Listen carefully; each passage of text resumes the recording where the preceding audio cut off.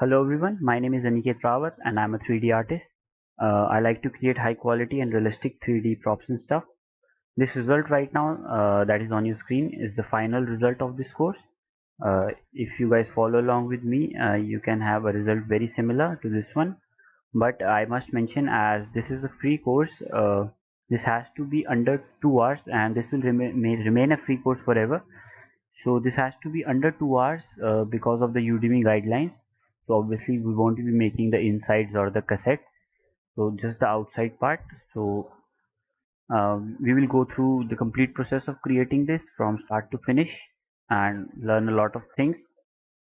This course is for users of all types, but if you have like a basic understanding for Blender and Substance Painter, that would be really helpful. So also for this course, each and every file that would be used would be provided to you, all the reference textures, blend files, everything. So I will see you in the course. Thank you.